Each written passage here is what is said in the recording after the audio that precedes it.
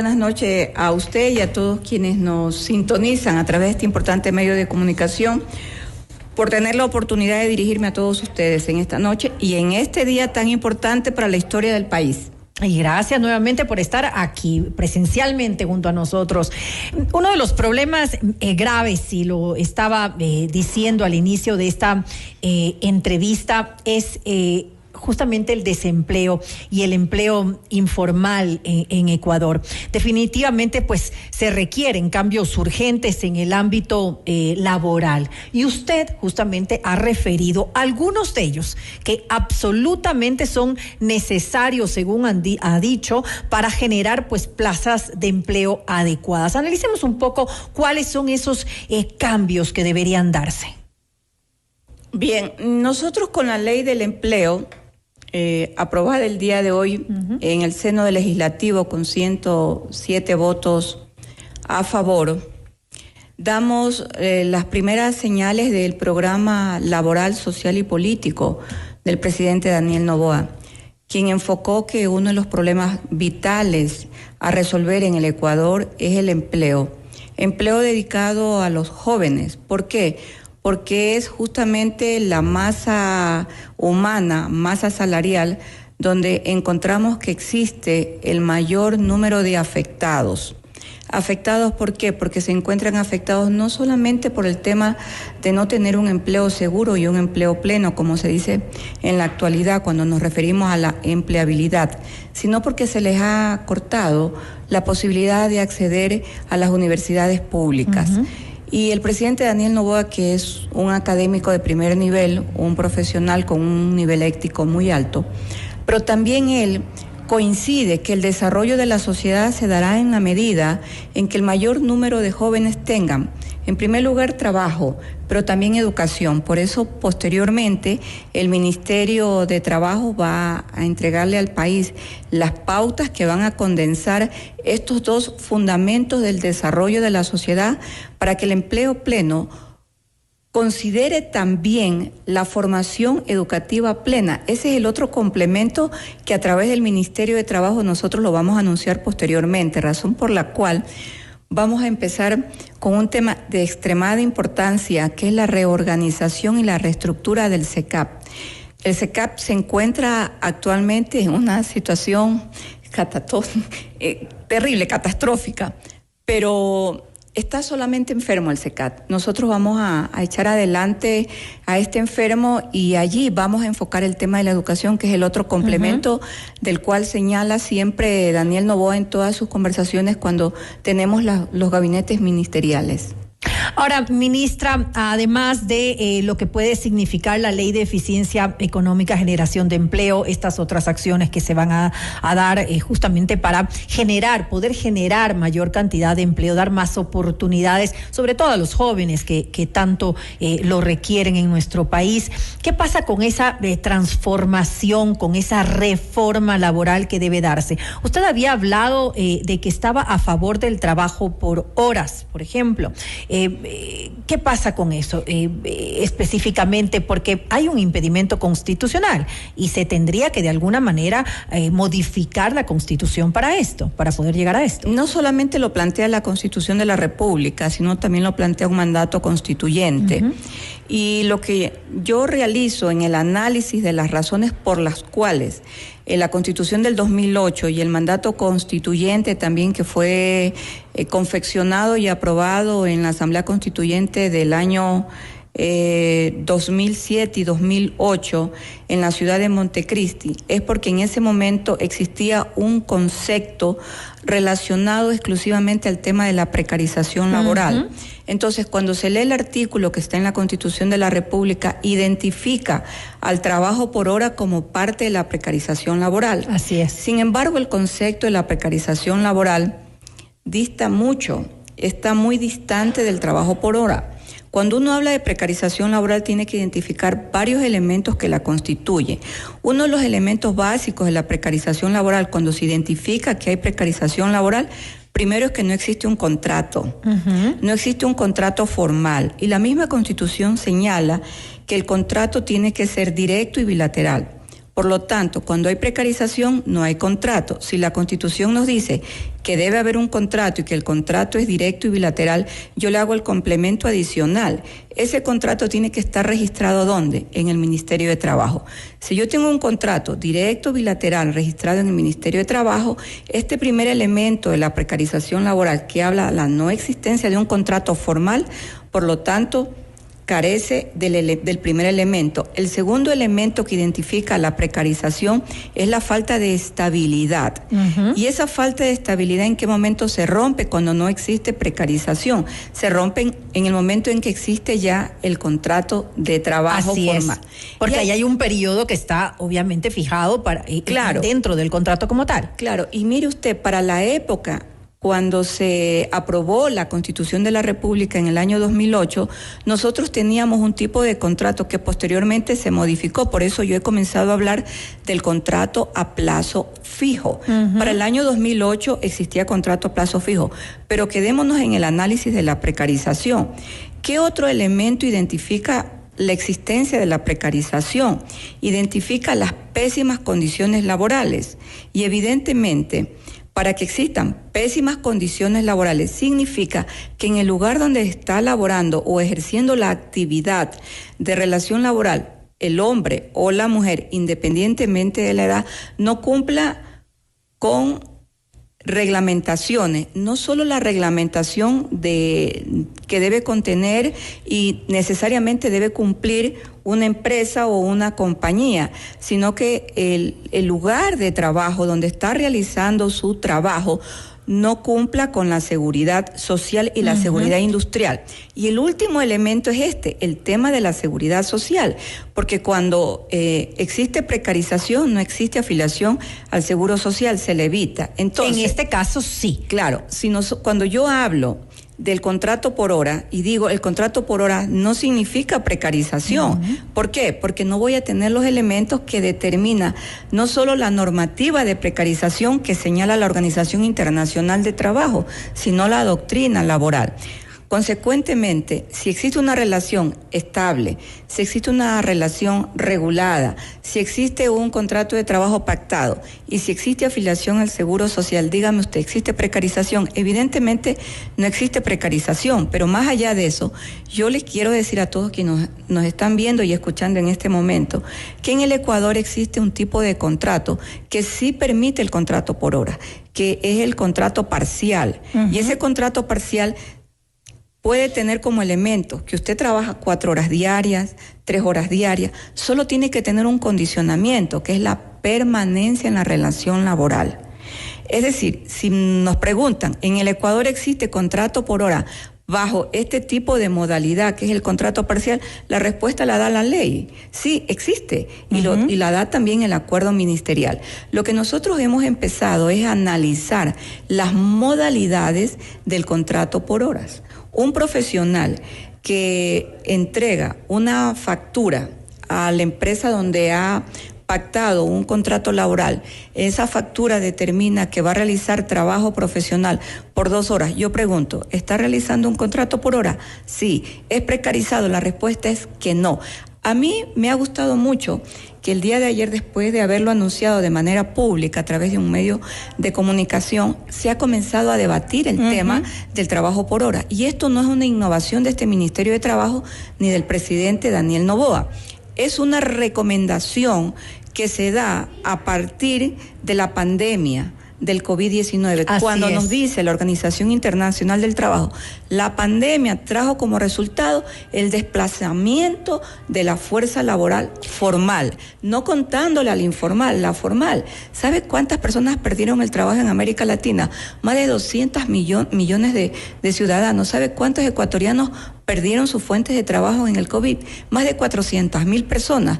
¿Dónde está esa información? La tenemos nosotros en el Ministerio de Trabajo. ¿Por qué? Porque se emitieron las actas de finiquito. Además que es importante pensar en que los jóvenes ahora tienen una dinámica distinta con relación al trabajo que la que teníamos nosotros cuando teníamos esa edad. Ahora no, ahora los jóvenes justamente en la pandemia lo vimos, es su dinámica laboral, y eso no es solamente aquí en el país, eso es en el mundo entero. Es decir, necesitamos en Ecuador ir hacia ese panorama, es decir, modernizarnos, porque muchas veces se asustan con esto de lo que denominan flexibilización laboral y lo ven como algo negativo, cuando en realidad es algo positivo, ministra. Mire, la flexibilización, viéndolo de manera figurativa, es algo que cede, que va para un lado, va para otro lado. La inflexibilización significa que es algo rígido. La flexibilización laboral en el Ecuador se institucionalizó. Si se trata de dar esa determinación a la existencia o a la vigencia de la flexibilización, desde la época del gobierno del doctor Rodrigo Borja Ceballos. Allí se implementaron varias modalidades de trabajo. Se reformó también el tema relacionado a la jubilación patronal. Se incorporó, por ejemplo, la jubilación patronal proporcional, y de igual manera se reformaron el número de personas que integraban un sindicato, por decirle cosas muy sencillas que pasaron en ese momento. ¿Qué sucedía antes de todo este proceso de reforma que se dio en la época de la izquierda democrática, que la dirigió pues el doctor Rodrigo Borja Ceballos? El Código de Trabajo no había sido tocado, era inalterado. Posteriormente a eso, en el momento en que comenzamos a hablar de los procesos de modernización de la relación laboral, se comenzó a hablar entonces del tema de la flexibilización laboral. Yo pregunto, estos temas que fueron tratados y reformados en el Código de Trabajo por allá por el año 88, 89, 90, trajeron al Ecuador, y en materia laboral dejaron retrocesos en el derecho laboral. La respuesta es que no, porque usted acaba de identificar algo muy importante. ¿Sabe qué usted identifica? Usted identifica la evolución de la sociedad.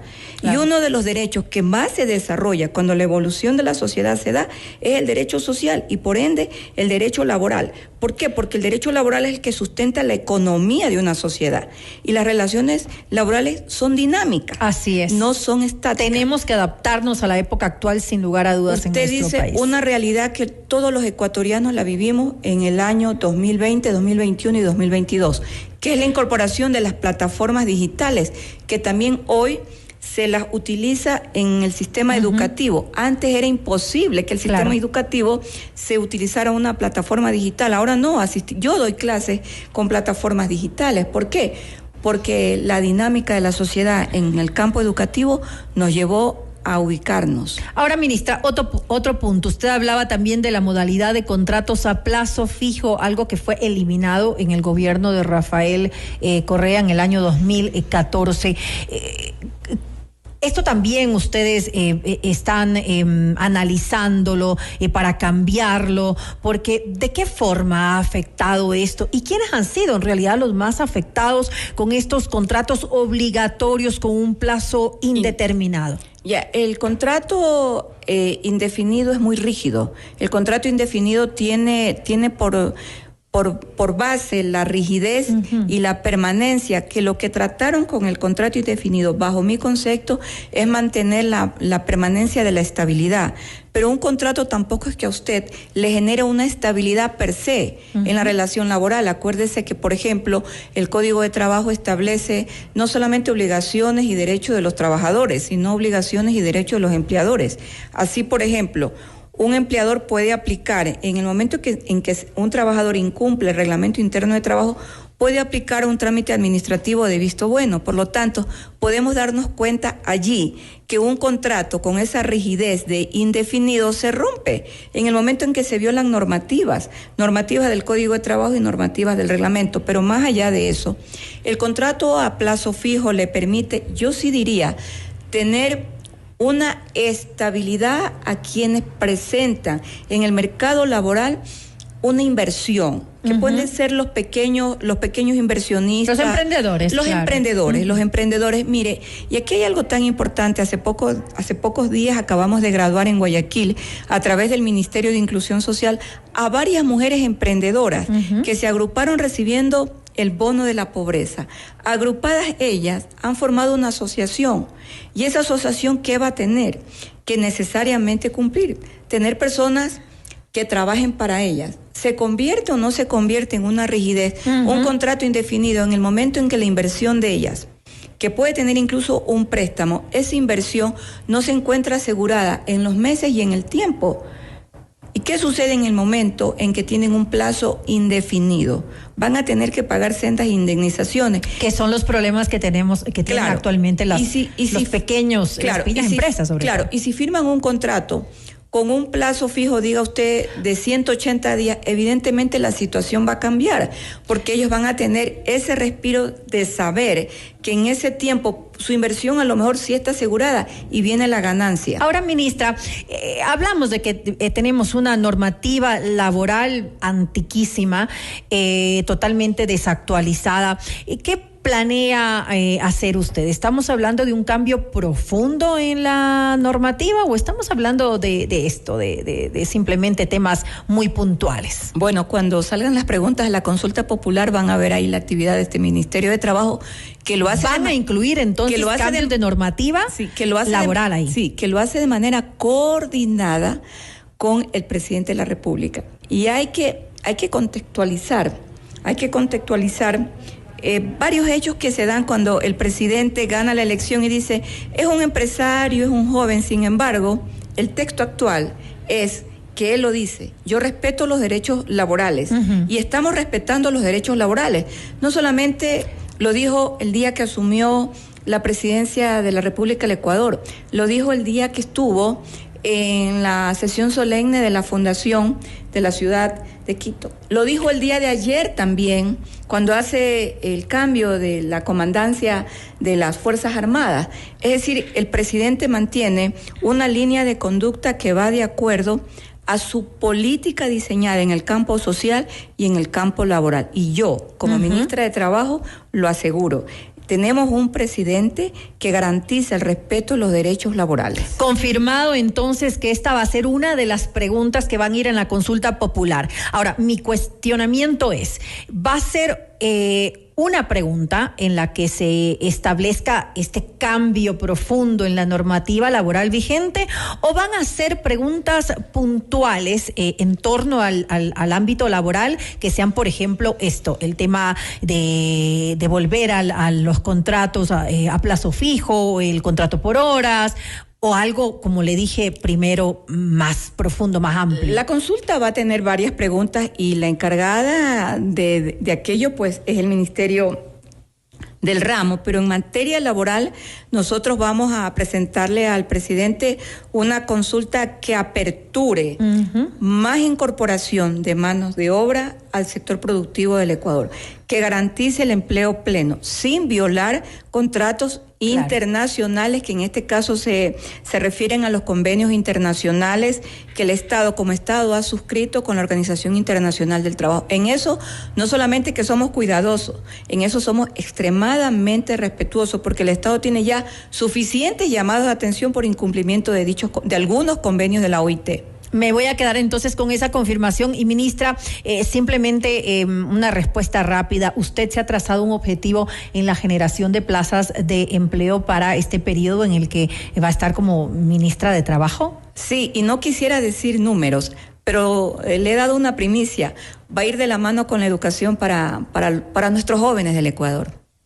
Me quedo entonces con esto. Muchas gracias nuevamente a Ivonne Núñez, ministra de Trabajo, por habernos acompañado y comentarnos un poco cuál es el plan que tiene el actual gobierno con relación a la generación de plazas de empleo aquí en nuestro país. Ministra, nuevamente gracias. No, gracias a usted, y yo estoy muy emocionada porque le voy a contar a usted y a quienes nos escuchan y nos ven las dos emociones que he sentido el día de ayer y el día de hoy. Yo soy una mujer que dentro de poco tiempo va a cumplir 60 años.